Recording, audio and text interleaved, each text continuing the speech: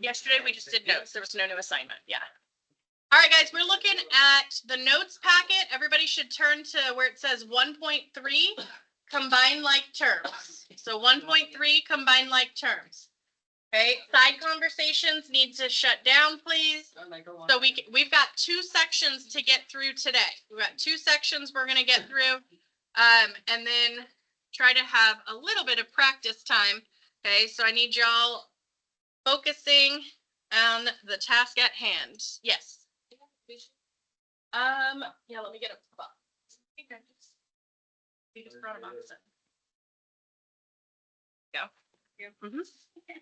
All right, so our learning target for 1.3 is to be able to combine terms that have the same coefficient and combine expressions to evaluate from given values. Okay, so I can combine terms, and actually that's a typo. Mark that out. It's not supposed to say coefficient. We want to combine terms with the same variables, and then use the combined expression to evaluate from given values. So we're going to work our way up to being able to do that. So we're going to start with a little refresher real fast. I'm just going to do 2 of these. This is like a little warm up from what we were doing yesterday. Evaluating means we're plugging in, we're substituting values. Okay, so I'm going to plug in for X a -4. Okay, and I'm going to do 1 and 3 with y'all. Since we're a little tight for time, I'm not going to worry about 2. You can go back and try 2 on your own later if you would like. Okay, and then for all the Y's, I'm going to plug in -3. And then for the Z, if the equation has a Z, we'll plug in a 2. Number 1 doesn't have a Z, so there's nothing to plug in there. So I'm going to make my substitution. Instead of X, I'm plugging in -4. Then I have -1 plus 8. And then instead of Y, I'm plugging in -3. So I substituted the -4 and the -3 in. Okay, so once we substitute, now we do our order of operations that we practiced day 1. Okay, so we multiply before we add and subtract. Okay, there's no nothing in the parentheses or grouping symbols, and there's no exponent, so we're straight to the multiply step. So this 5 times -4 is -20, and then I've got -1, and then +8 times -3 is going to be -24. Now it's just adding or subtracting, in this case subtracting. All 3 of these terms are negative, so I'm going to combine all of those. So that's 20, 45, -45.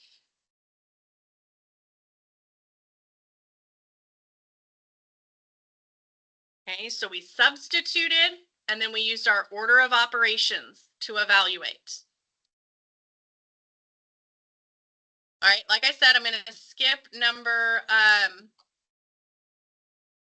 2 for now. We're going to jump to number 3. So in number 3, we're going to make the substitution for X. Whoa, just turned my camera. That's not what I wanted to do.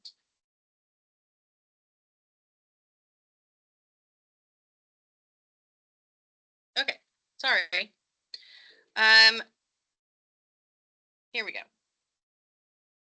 All right, so for X, we said X we're going to replace with -4. And remember, for when I talk about grouping symbols, when you have this fraction with this division bar, that's a grouping symbol because you are grouping the numerator, what's on top together, and what's on bottom in the denominator together. So we have to do what's on top and what's on bottom separately, and then at the end we'll divide, okay? So the Y was -3. And the Z was 2.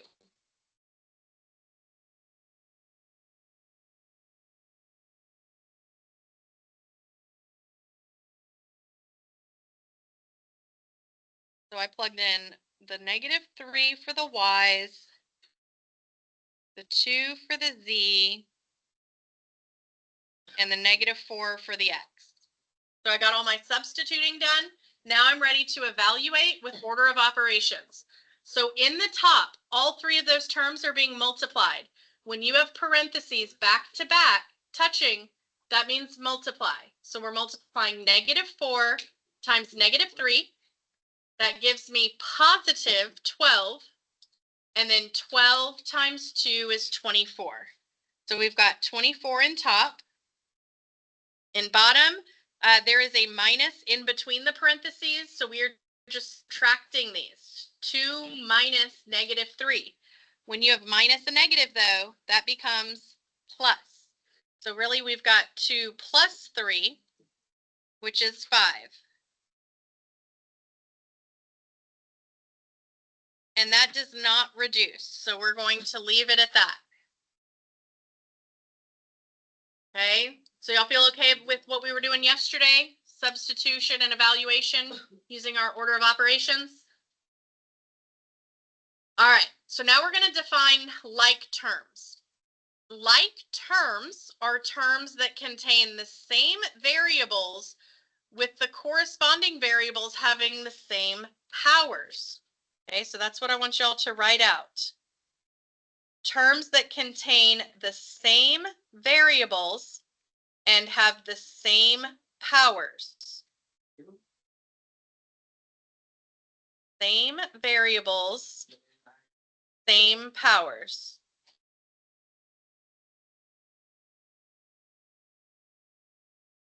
So make sure you get that definition.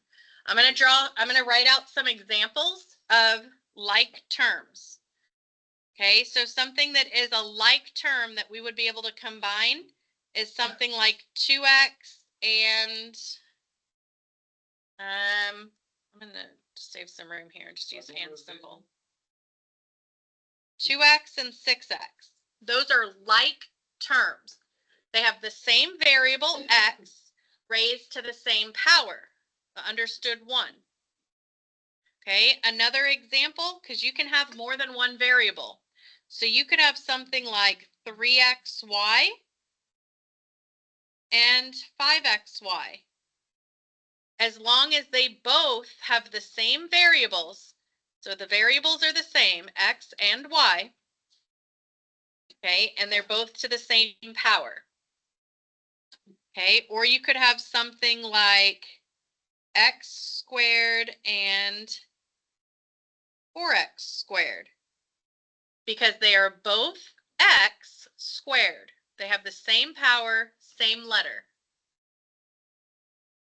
Now here is something that is not an example, not like terms.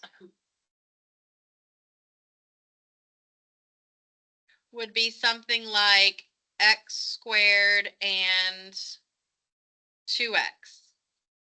Yes, they both have an x, but this one is a power of 1 and this one is a power of 2. If they do not have the same power, they are not like terms.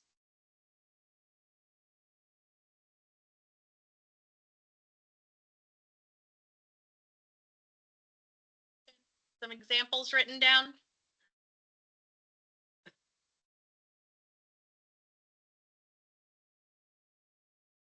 All right, so when we talk about combining like terms, it's exactly what it sounds like. We combine by adding and subtracting. Okay, so it's the coefficient, the number in front of the letter that we're adding or subtracting. And then the variable is just staying the same. So in number 4, I'm going to do some color coding. I'm going to highlight my like terms. Okay, I've got x term here. I've got an x term here. Notice you have to pay attention to the sign. So keep the sign that's in front of it. So I highlighted that minus in front of the 10x because I got to make sure. Hey, thank you. We're just in our notes packet on 1.3. All right. So we've got 2 x terms that we can combine. 9 and negative 10 is going to give us negative 1. I don't have to write a coefficient of 1. A 1 is understood, but I do have to make sure I write the negative. So this is negative 1x, or just negative x.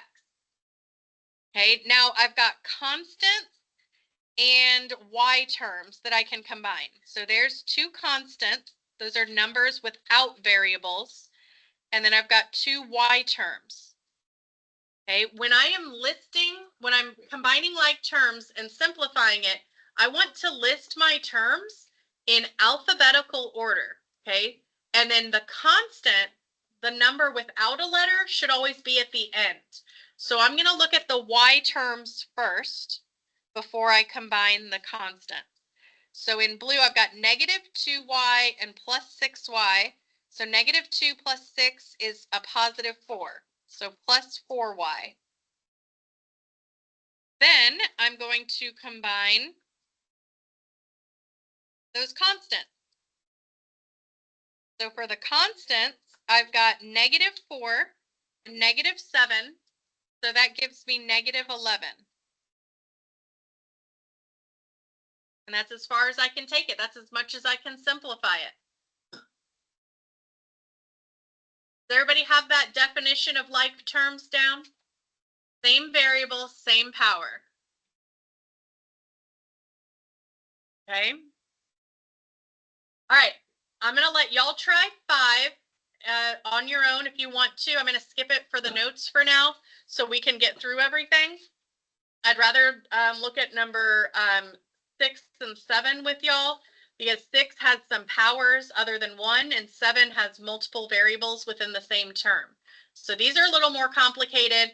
5 is pretty straightforward, like number 4. So y'all can try 5 later on your own if you'd like to. But for now, we're going to take a look at 6 and 7. So in number 6, I'm going to look, I see a 4x. Can I combine the 4x with the negative 2x squared? No. This x has a power of 1. This x has a power of 2. They are the same variable, but they are not the same power, so they are not like terms. Okay, so I keep looking down the row. My next x term is here, plus 3x. So I can combine those together. The x squared, the negative 2x squared, I can combine with the plus 6x squared. And then the constants, I have negative 9 and positive 5. So I've grouped them together, okay? I've color-coded them, what is going to be combined, okay? When I write, I want to write my answer in standard form. Okay, I said if there's more than one variable, we want to go in alphabetical order. Here, there's only x's, but there's x's squared and there's x's. So we want to go highest degree, highest exponent to lowest. So I'm going to combine what's in blue first. Okay, so in blue, we had negative 2 and positive 6. So that's positive 4x squared. Then I'm going to do my x terms, so what's in pink. So 4x and 3x is 7x. And then I will combine my constants. So that's 5 minus 9 is negative 4. And that's as far as I can take that one. All right. Now in 7, all of these terms, okay, we've got a monomial here, meaning a single term. The two x and y are all connected. There's no plus or minus between them. So this term has an x and a y. This has an x and a z.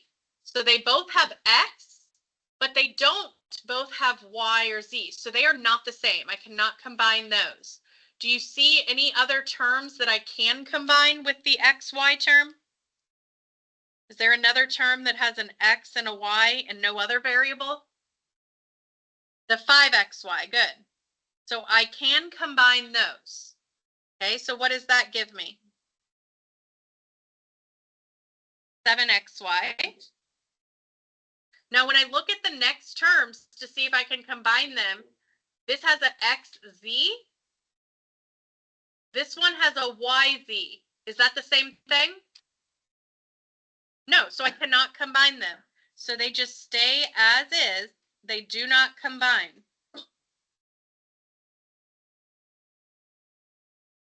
There's nothing left to combine there. There's no other like terms. That's as far as I can take it.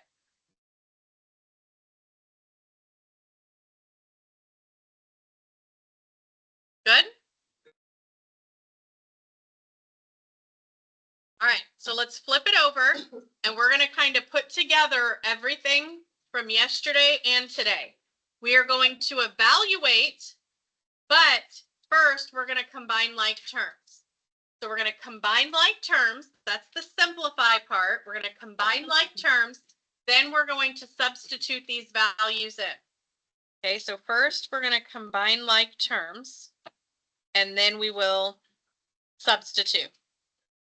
Okay, so x's, I only see two x terms, okay, and there's x, y, and z. So x does come first alphabetically, so I'm going to go ahead and combine those. 5 minus 1 is 4x. Then I'm going to combine the y's, because y comes next, x, y, z. What happened? -2 and -2. How many is that? -4y. Guys, can y'all please stop talking? Please stop the side conversation. Thank you.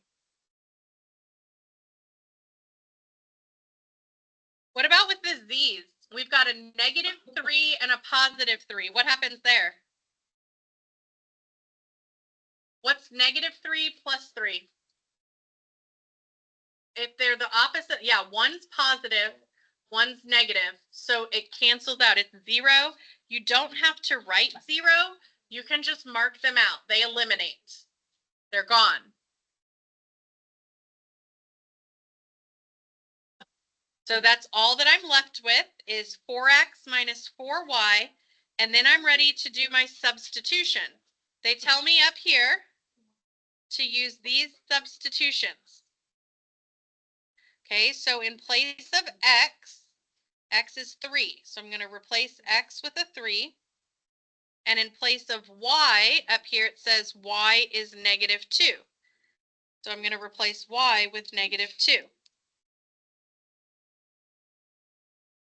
So I plugged the 3 in there. And I plugged the y in there. So that is 4 times 3 and a minus. We do multiplication before subtraction. So we're going to do this multiplication and get 12. And then this is a -4 and a -2. So that's going to become +8. Now I can add and get 20. Okay.